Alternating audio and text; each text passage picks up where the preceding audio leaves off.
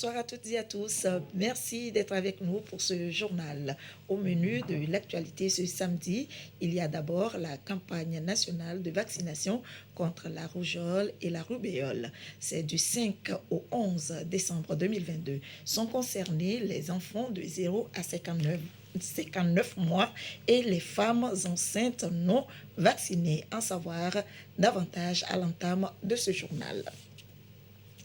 Journée scientifique 2022, NSA Atapamé, première édition. Les acteurs du monde éducatif sont en réunion pour actualiser le système de formation conformément aux exigences de l'heure. Également dans ce journal, le retour au bercail du 9e bataillon de la MINUSMA. Ils sont 57, dont 3 femmes, à regagner le Togo ce matin. Et puis, la première édition du Marathon international de la paix se déroule à Lomé, au Togo. Plus de 1000 athlètes coureurs venus des 4 coins du monde y prennent part. Reportage à suivre en fin d'édition. Voilà pour les titres. Bienvenue. Du 5 au 11 décembre 2022, le ministère de la Santé va débuter une campagne de vaccination contre la rougeole et la rubéole qui sera couplée de supplémentation en vitamine A et de déparasitage à l'albendazole pour les enfants de 0 à 59 mois déjà vaccinés ou non. Les femmes enceintes non vaccinées sont aussi concernées. L'information a été donnée ce vendredi au cours d'une conférence de presse. Arnold Kiliou, en savoir plus. Corriger les échecs vaccinaux et renforcer le système immunitaire chez les enfants de 0 à 59 mois contre la rougeole et la rubéole, c'est l'ambition du gouvernement pour tendre vers l'élimination complète de ces 2 maladies d'ici à 2030. Une nouvelle campagne de vaccination est programmée à cet effet du 5 au 11 décembre 2022 sur l'ensemble du pays. 3 774 agents vaccinaux seront mobilisés pour l'opération. Chaque 3 ans, nous organisons une campagne de suivi pour ces 2 maladies, de vaccination contre ces 2 maladies. Mais à cause de la pandémie à la Covid-19, nous n'avons pas pu organiser en 2021 cette campagne de suivi. Donc nous avons remarqué dans les districts des cas de rougeole chez les enfants surtout de moins de 15 ans. Donc nous devons alors organiser cette campagne pour renforcer l'immunité de nos enfants. Nous allons profiter au cours de cette campagne aussi pour rattraper les femmes enceintes et les enfants de 0 à 23 mois qui sont incomplètement vaccinés ou non vaccinés. Nous invitons la population, les mamans surtout, à adhérer à cette campagne de vaccination. L'Organisation mondiale de la santé, OMS, et les partenaires recommandent aux États de maintenir les campagnes vaccinales régulières contre la rougeole et la rubéole pour éviter l'apparition de nouveaux cas. Une stratégie jugée efficace pour protéger les enfants qui n'ont pas accès aux services de santé ordinaires. Nous avons la vaccination de routine qui se comporte très bien. La vaccination de routine se mène convenablement et les couvertures sont assez satisfaisantes. Et aujourd'hui, le Togo se prépare à organiser une campagne de vaccination contre la rougeole qui va encore venir renforcer et rattraper tous les enfants qui étaient ratés par rapport à la vaccination de routine et aussi donner une seconde chance aux enfants qui étaient vaccinés dans la vaccination de routine mais qui n'ont pas développé une immunité. Donc voilà une seconde chance pour les aider donc à se rattraper et je peux dire que le Togo est véritablement sur la bonne voie. La rougeole et la rubéole, 2 maladies hautement contagieuses et meurtrières qui touchent les enfants et les adolescents. Pour éviter les épidémies, seule la vaccination reste le moyen le plus sûr pour parvenir à interrompre la circulation de ces virus. Cette campagne de vaccination sera également couplée de déparasitage en albendazole et de supplémentation en vitamine A pour assurer aux enfants une croissance harmonieuse. Une délégation de la SFI, la Société financière internationale, a été reçue par Madame le Premier ministre Victoire Tomiga Dogbe. Une entrevue en marge du sommet sur l'industrie de la finance africaine. Compte rendu Yasmine Kodia et Ulrich Amiga. L'entrevue entre Madame le Premier ministre Victoire Toméga Dogbé et la délégation de la Société financière internationale SFI, conduite par son vice-président Afrique Sergio Pimenta, a porté sur les axes d'engagement de l'institution financière pour le soutien de l'économie togolaise. Nous avons eu l'opportunité de discuter avec Madame le Premier ministre de nos axes d'engagement pour le soutien de l'économie togolaise, notamment à travers le soutien du secteur agricole et de l'agrotransformation. Nous avons parlé de façon plus générale de comment est-ce que la Société financière internationale peut continuer à contribuer à la création de l'emploi, notamment pour les jeunes, pour les femmes, ici au Togo. Nous avons retenu que ce que nous faisons pour le moment est très aligné avec cette vision, avec ces axes prioritaires. Nous avons un bureau ici à Lomé et nous allons continuer nos opérations et les accroître. À cette entrevue tenue en marge du sommet sur l'industrie de la finance africaine, le chef de l'exécutif a rassuré le partenaire, la SFI, de l'engagement du gouvernement à accompagner les initiatives en faveur de l'inclusion sociale, économique et financière pour le développement du pays. Le bureau de la SFI est implanté au Togo depuis 2020. Repenser la fonction et la carrière enseignante, changer de paradigme. Les acteurs du monde éducatif ont tenu une séance de travail à cet effet. Une initiative de l'ENS Atapamé dans le contexte de la première édition des journées scientifiques de cette école de formation. Sylvain Abdou. Plus de 3000 élèves professeurs sont sortis de l'ENS, École normale supérieure d'Atapamé, ces 10 dernières années, c'est-à-dire après sa réouverture en 2010. Ces enseignants interviennent dans les collèges tout comme dans les lycées. Aujourd'hui, les premiers responsables de cette école de formation veulent impulser une nouvelle dynamique, celle de réadapter cette formation enseignante et disposer des ressources humaines beaucoup plus qualifiées. D'où cette journée scientifique pour repenser le système. Nous avons voulu, à travers la recherche scientifique, interroger nos pratiques enseignantes. Et donc, il s'agit dans notre démarche de voir comment, à travers la recherche, on peut innover nos pratiques enseignantes. Comment former aujourd'hui les enseignants avec ce qui se passe aujourd'hui autour de nous, les défis sécuritaires, les défis sanitaires. Et donc, il va falloir qu'on change de paradigme. Plusieurs thèmes vont meubler ce rendez-vous. Des thèmes notamment la formation initiale de l'enseignant. Une manière pour professeurs, enseignants-chercheurs, formateurs de travailler en synergie d'action pour mieux définir les actions à mener. Qu'il soit de lycée, qu'il soit de l'ENS d'Atapamé, de l'ENS de Porto Novo, de Latitengu, de Koudougou au Burkina. Et d'ailleurs, nous nous retrouvons pour mutualiser toutes les expériences que nous avons eu à faire dans nos écoles différentes, afin d'apporter un plus à la formation des enseignants. C'est donc un rendez-vous de partage d'expériences, mais aussi du donner et du recevoir. Cette journée sera le déclencheur, n'est-ce pas, des innovations en matière de formation de nos étudiants, de nos élèves formateurs. C'est important de miser sur l'homme pour le développement de nos nations. Et à partir de cet instant-là, nous devons penser à voir comment faire sortir des hommes de qualité pour réussir le développement. Le ministre de l'Enseignement supérieur a salué le dynamisme des premiers responsables de l'ENS pour cette initiative visant à repenser autrement le système de formation. Il y a nécessité donc de repenser la fonction et la carrière enseignante. Il y a nécessité de changer de paradigme. Il y a nécessité de refonder les choses pour que l'enseignant soit au cœur de cette problématique qui est vraiment cette science de la transmission des connaissances. Et je crois que le devoir pour nous aujourd'hui, c'est de faire en sorte que nous puissions soutenir cette école dans ses ambitions pour qu'elle aille toujours de l'avant. Parmi les thématiques à aborder figure le digital, une manière pour les panélistes de réfléchir sur la question, c'est-à-dire l'intégration de l'utilisation des outils numériques pour la formation à distance. Une étude de la cartographie des acteurs et des besoins en recherche-innovation de la plateforme régionale numérique du projet Variwa fait l'objet de vulgarisation à travers le pays. Dissémination suivie d'échanges pour renforcer les contributions du projet en Afrique de l'Ouest francophone. Abidé Nyassimbi.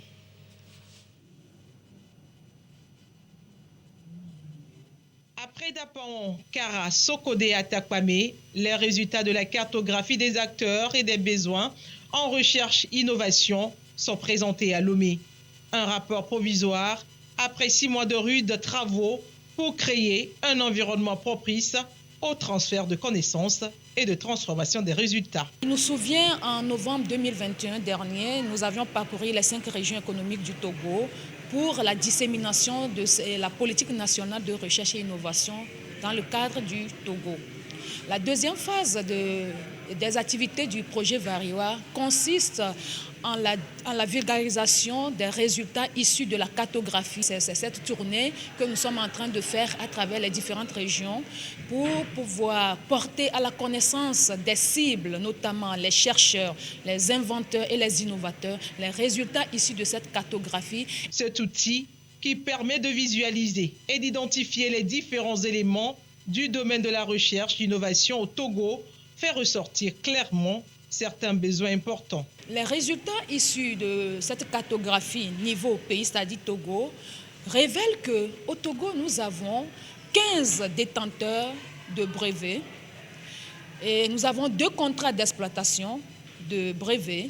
Nous avons 3 détenteurs de brevets qui exploitent leurs brevets et nous avons 23 innovations réalisées ces 5 dernières années et qui ne sont pas encore exploitées. Des recommandations provisoires ont permis d'anticiper et de mettre en place une plateforme de réseautage, le https://social.variwa.com.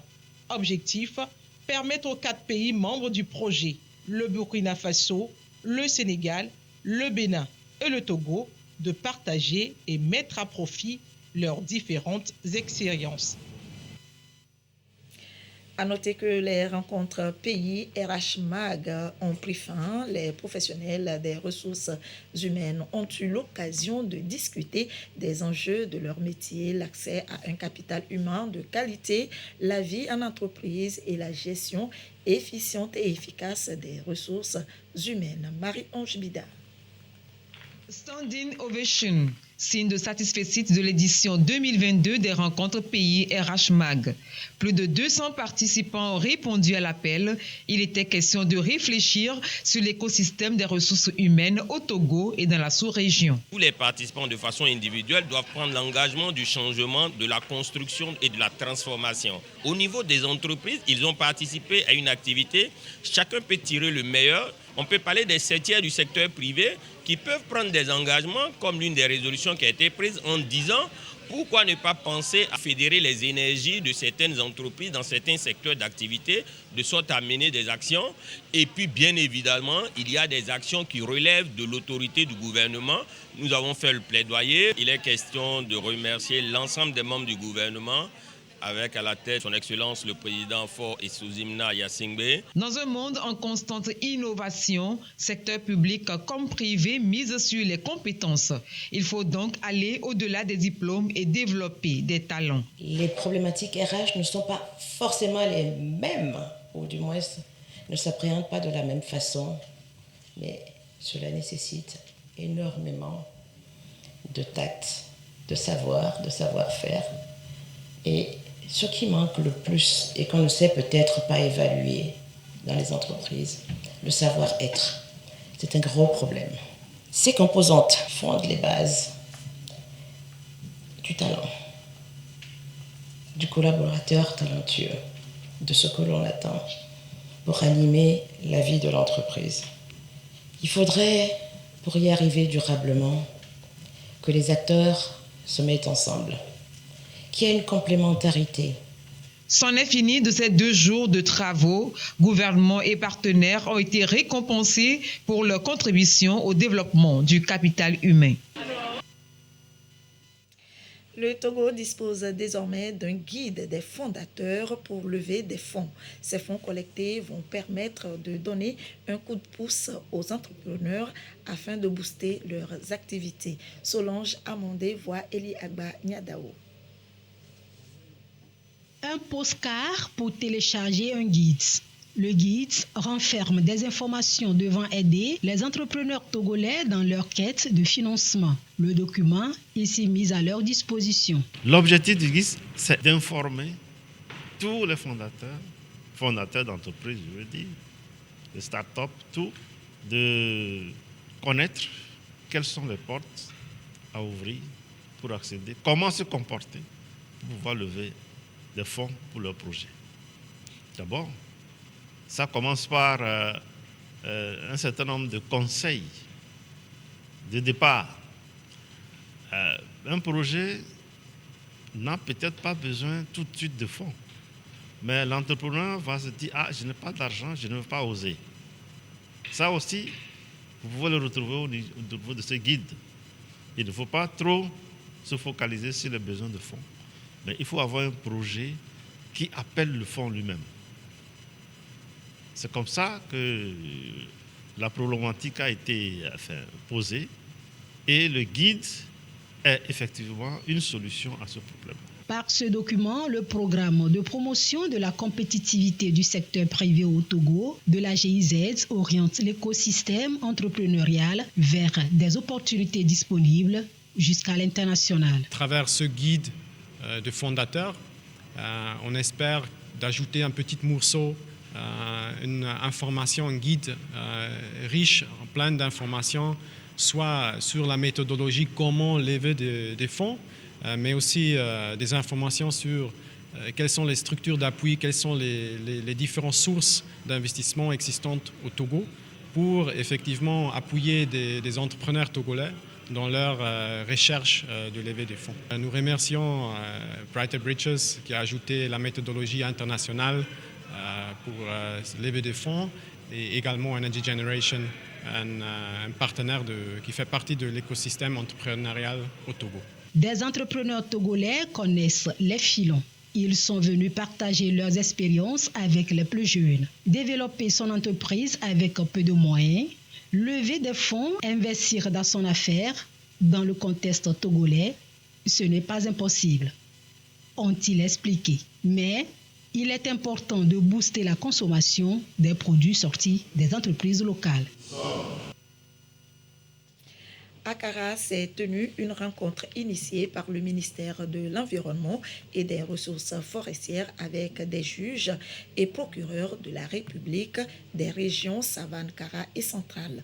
Objectif, échanger sur le guide d'évaluation des dommages et intérêts en matière d'infractions forestières et permettre à ces derniers de s'approprier cet outil pour une meilleure application de la loi. Nestor Mouzou.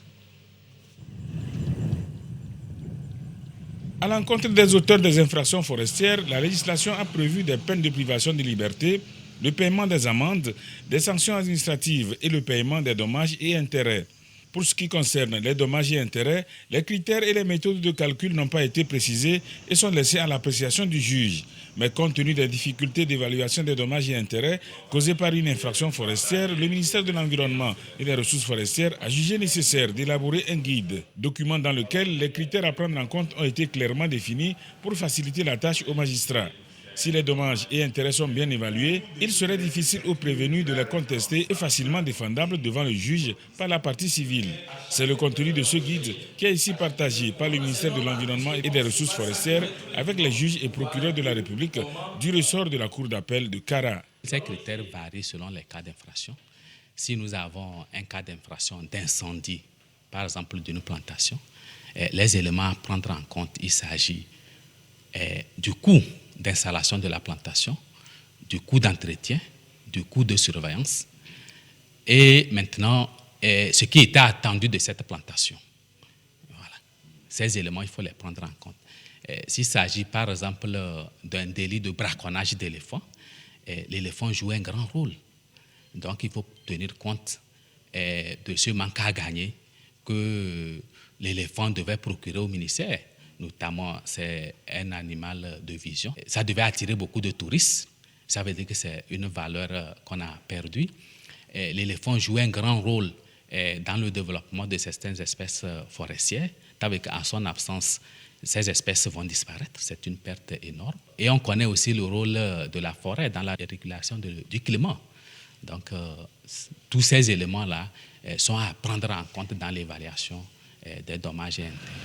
La forêt a été de tout temps une source d'approvisionnement en ressources alimentaires, médicinales, en matière de construction et en bois énergie pour les communautés.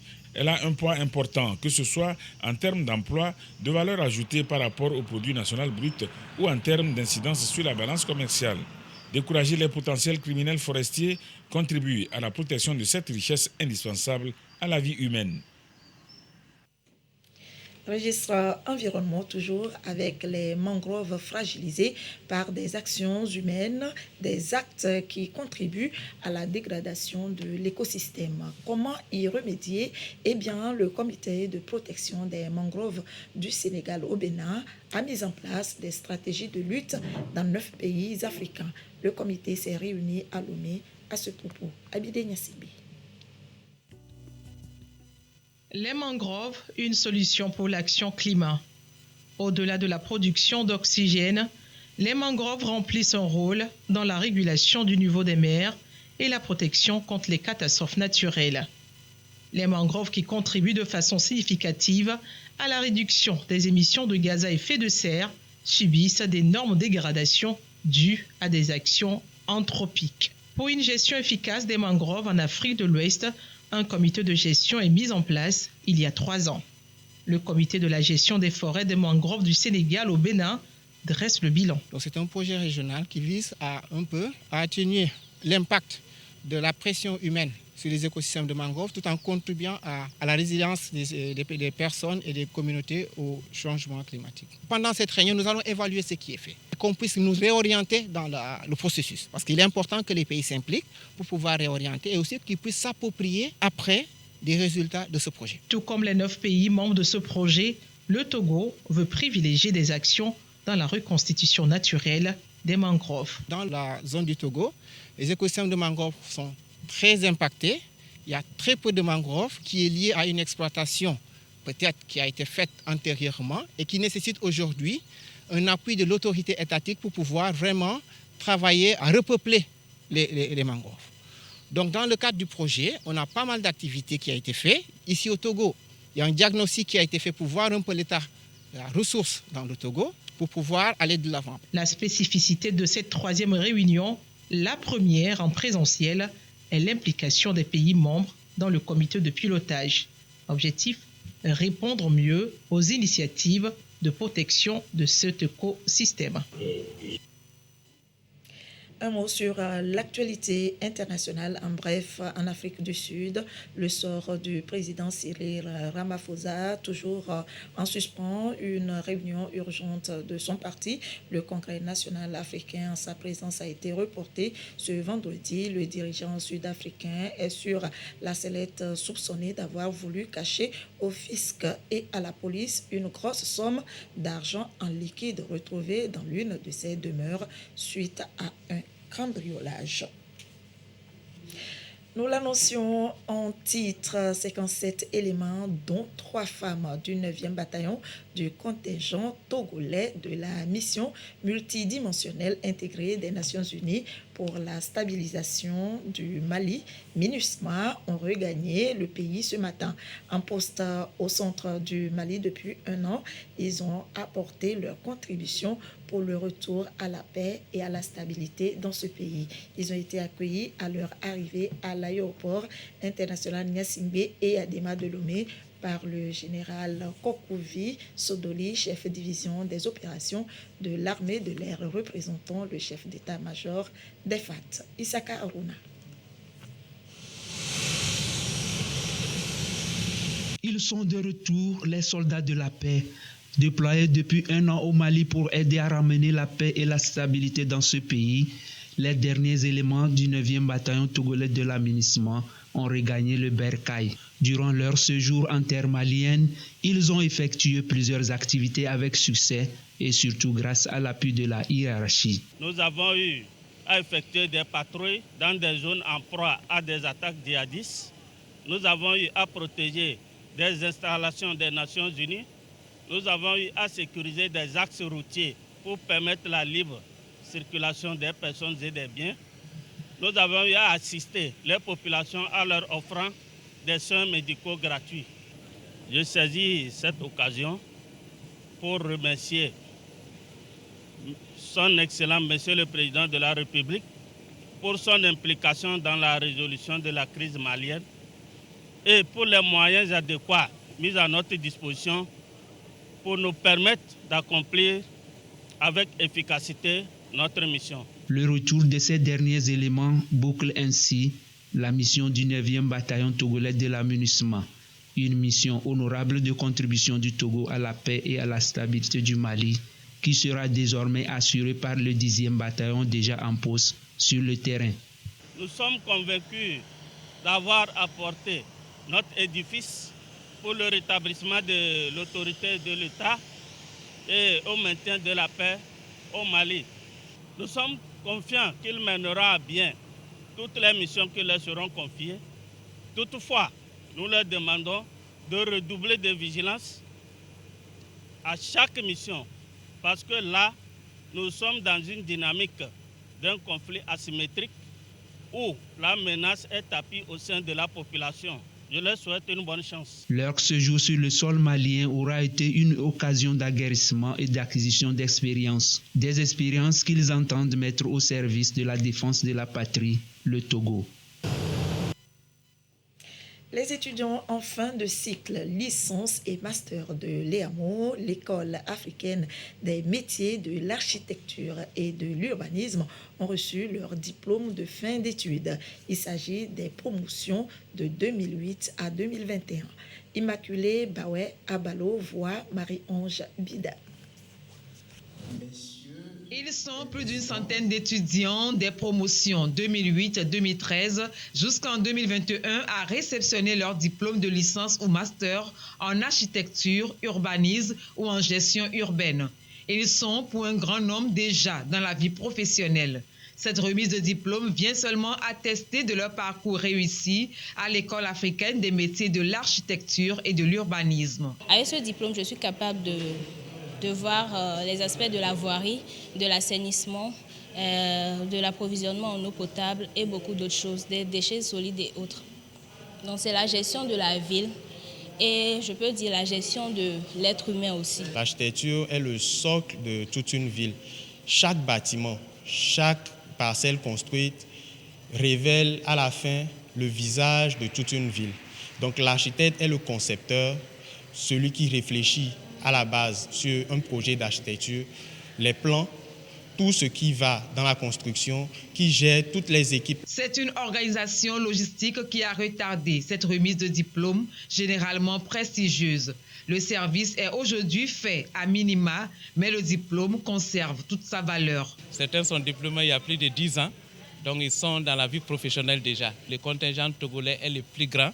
Ces diplômés qui continuent déjà à travailler auprès des professionnels, même dans l'administration. Nous souhaitons bien sûr qu'ils continuent à faire ce qu'ils ont appris ici comme profession, c'est-à-dire la planification, la conception, et c'est ce qui doit faire développer nos villes. Ça va rehausser la qualité des édifices humains.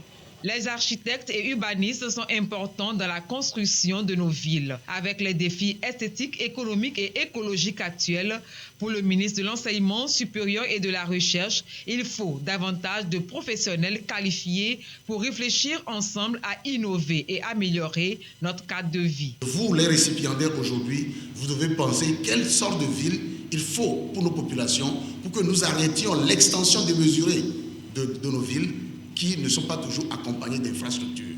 Votre carrière touche aux besoins de tous les jours, touche aux questions de vie, tout simplement. Je pense que vous avez fait le bon choix d'avoir opté pour l'architecture, pour l'urbanisme et aussi pour les études, pour le cadre de vie. Je vous souhaite donc une belle carrière.